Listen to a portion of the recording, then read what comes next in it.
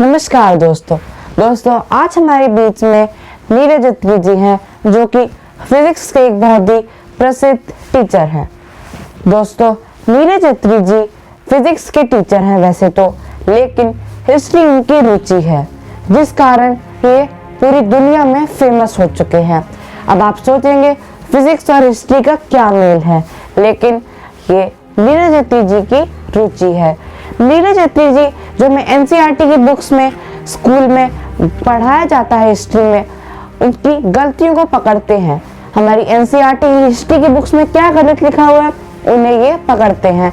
NCERT के खिलाफ इनकी लड़ाई काफी सालों से चलती आ रही है कि हमें हिस्ट्री गलत पढ़ाई जा रही है, और इन्होंने हमारी हिस्ट्री की बुक्स में बहुत से सुधार भी कराए हैं।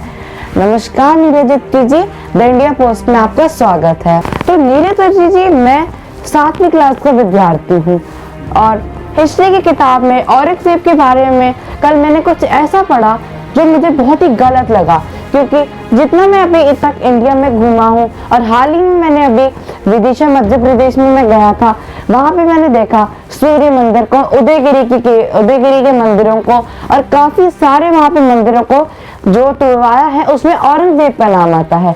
दोस्तों मेरे पीछे देख सकते हैं कि ये मंदिर कैसे औरंगजेब ने तुड़वाए हैं, लेकिन मेरी एवरग्रीन पब्लिकेशंस की हिस्ट्री की बुक में औरंगजेब के बारे में कुछ ऐसा लिखा है जो कि इनसे बिल्कुल ही विपरीत है और ये मुझे भ्रमित कर रहा है। तो इसमें ऐसा लिखा है, Aurangzeb was a God-fearing Muslim. He had a very simple lifestyle and was also known as Binda Peer, a living saint. Unlike other Mughal emperors, he did not have a lavish life. तो मेरा आपसे ये प्रश्न है कि काफ़ी messages ऐसे आते हैं कि औरंगज़ेब ने हिंदू मंदिरों को काफ़ी तोड़वाया और काफ़ी मूर्तियाँ तोड़वाई, लेकिन हमारी बुक में तो लिखा हुआ कि वो एक लिविंग सेंट था। तो क्या ये बात सच है? आप कृपया करके हमारे दर्शकों को ये बताएं। बेटा मैं यहाँ बिल्कुल इनफॉर्मल उसमें बैठा हूँ, तो आपने जो पूछा है, अब आपने 3 लाइनें पढ़ी हैं। ये 3 लाइन्स को अगर आप एक एक करके एनालाइज करना शुरू करेंगे तो आपको पता चलेगा कि किस तरह से जो एक फेक नैरेटिव है उसे क्रिएट किया जाता है। अब मेरी आपसे रिक्वेस्ट है कि पहले आप सिर्फ पहली लाइन को पढ़ें। जी, Aurangzeb was a God fearing Muslim. जी, अब देखिए इसमें खेल क्या है इनका, कि जो अगर हम औरंगजेब की बात करें तो वो जिस किताब को फॉलो करता है वो है कुरान, और उसमें गॉड को अल्लाह के नाम से जाना जाता है। और अब ये जो अल्लाह नाम का गॉड है जो कुरान के अंदर मेंशन्ड है, वो उस गॉड से या उस गॉड के एट्रीब्यूट्स से बिल्कुल मैच नहीं करता जो आप एक हिंदू घर में जब जन्म लेते हैं तो आपके लिए गॉड का मीनिंग बिल्कुल अलग होता है। जी, जब आपको बताया जाएगा गॉड फीयरिंग है तो आपके मन में अपने दादा, अपने पिता, ऐसी छवि आएगी कि वो लोग जो भगवान के प्रति जो आस्तिक हैं और भगवान में विश्वास रखते हैं। अब यहाँ खेल क्या है कि जो आप जिस भगवान की बात करते हैं वो भगवान है जो सर्वव्यापक है, सर्वगुण संपन्न है, न्याय करता है और सबसे प्रेम करता है। मैं ठीक कह रहा हूं? जी बिल्कुल। लेकिन जब आप कुरान के गॉड की बात करते हैं जिसका नाम अल्लाह है, तो वो एक इस तरह का गॉड है जो ह्यूमन बीइंग्स में डिफरेंशिएशन करता है, उनमें डिस्क्रिमिनेशन करता है। अब ये आपको सुन के हैरानी हो सकती है, लेकिन सच यही है कि जो अगर आप कुरान पढ़ेंगे तो आपको पता लगेगा कि वो जिस गॉड की, जिस अल्लाह की बात कर रहे हैं, उसका कहना है कि जो मुस्लिम्स नहीं है, दैट मीन्स कोई भी बच्चा जो किसी हिंदू परिवार में, किसी इवन क्रिश्चियन परिवार में जन्म लेता है या वो नास्तिक परिवार में जन्म ले लेता है, तो वो घृणा के लायक है। जो मुसलमान है उसे मार भी सकते हैं केवल इसलिए क्योंकि उसने किसी और रिलीजन में जन्म ले लिया है। तो अब आपने पढ़ा गॉड फियरिंग, तो गॉड फियरिंग से आपके मन में इमेज क्रिएट हुई एक अच्छा व्यक्ति जो सबसे प्यार करने वाला है। लेकिन यहाँ खेल उनका यह है कि वो ऐसा व्यक्ति नहीं था जो सबसे प्यार करता था, वो केवल मुसलमानों से प्यार कर सकता था, और वो भी केवल सुन्नी मुसलमानों से। हमारे देश के लोग बहुत कम ये बातें जानते हैं कि उसने बहुत ज़्यादा अत्याचार हमारे देश के लोगों पे किए थे, और उसमें हिंदू तो थे ही थे, क्रिश्चियंस भी थे, लेकिन जो सुन्नी के अलावा जो मुसलमान थे, स्पेशली जो शिया मुस्लिम्स थे, उनसे भी वो इतनी नफरत करता था कि आप उसकी कल्पना भी नहीं कर सकते। मैं आपको एक एग्जांपल देता हूँ उसका। जी। उसे किसी ने एक खंजर गिफ्ट में दिया। उस खंजर पे लिखा था रफीजी कुश। रफीजी शब्द यूज किया जाता है शियाओं के लिए, उनके लिए डेरोगेटरी टर्म है, और कुश यानी उनको मारने वाला। तो एक खंजर रफीजियों को यानी शियाओं को मारने वाला है। तो औरंगजेब उसे पढ़ने के बाद खुश हुआ और उसने कहा कि इस तरह के कई और खंजर मुझे ला के दो, क्योंकि ये मुझे पसंद है। तो ये आपको बताता है कि औरंगजेब की रियलिटी क्या थी। बिल्कुल। अब सेकंड लाइन पढ़िए जरा। He had a very simple lifestyle and was known as Binda Peer, a living saint. अब सिंपल लाइफस्टाइल है, ऑस्टियर लाइफस्टाइल है, क्योंकि अब इसमें किस तरह से खेल किया जाता है वो मैं आपको एक्सप्लेन करता हूँ। ऑस्टियर से आप क्या समझेंगे कि जो बहुत कम चीजों में गुजारा करता है, बहुत सादा जीवन रखता है, उतनी बात ठीक है। लेकिन इसमें आपको समझना क्या पड़ेगा कि जो इस्लाम है उसका कहना है कि अगर कोई म्यूजिक बजाता है या म्यूजिक को सुनता है तो वो अल्लाह के खिलाफ है, इसलिए उसे नहीं माना जाएगा।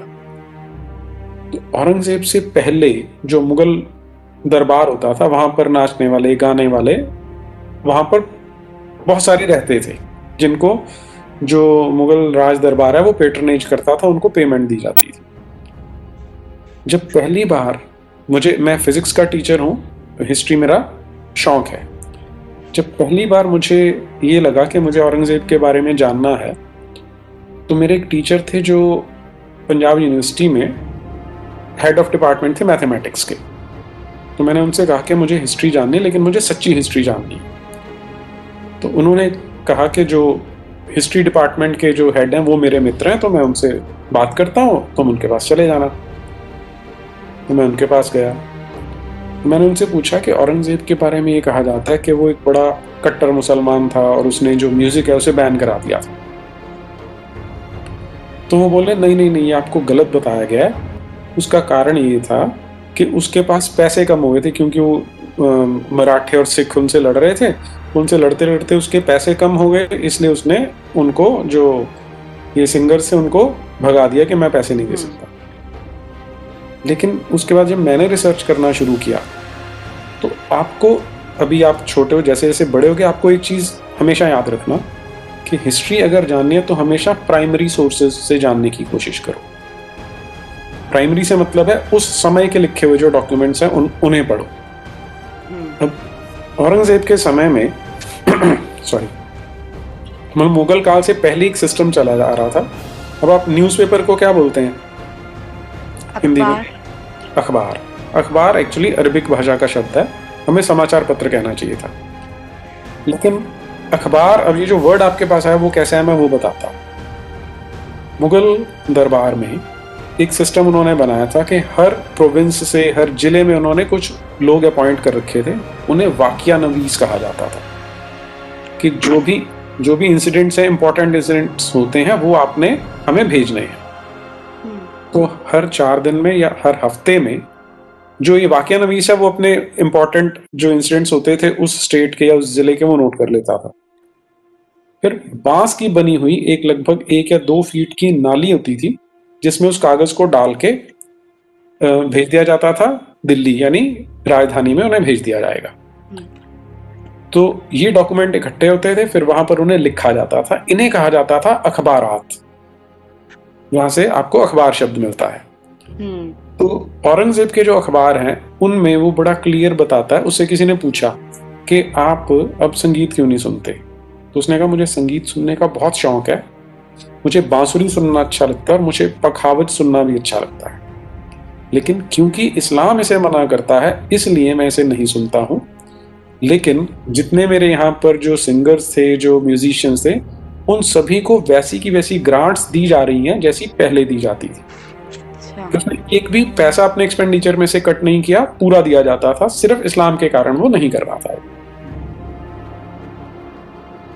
ये आपको समझने में हेल्प करेगा कि किस तरह से अभी यूनिवर्सिटी का हेड ऑफ डिपार्टमेंट जो इतना बड़ा झूठ बोल रहा है, और वो भी उससे जिसे दूसरे हेड ऑफ डिपार्टमेंट ने रेफर करके भेजा हुआ। तो इस तरह से झूठ फैलाए जाते हैं। तो ऑस्टियर लाइफस्टाइल से अब आपको समझ आना चाहिए कि क्या मीनिंग है उनका। जी। अब तीसरी लाइन पढ़िए। Unlike other Mughal emperors, he did not have a lavish life. बस वो वही बता रहे हैं कि वो बहुत ज़्यादा पैसे नहीं खर्च करता था, क्योंकि उन्होंने बच्चों की साइकोलॉजी पे काम करना है। अब बच्चे जब ये बात सुनते हैं कि बड़ा सादा जीवन था, तो वो सोचते हैं कोई महात्मा गांधी की तरह बिल्कुल सीधा साधा व्यक्ति होगा, तो इसलिए एक फॉल्स इमेज बच्चों के माइंड में क्रिएट कर रहे हैं वो। जी। नेक्स्ट।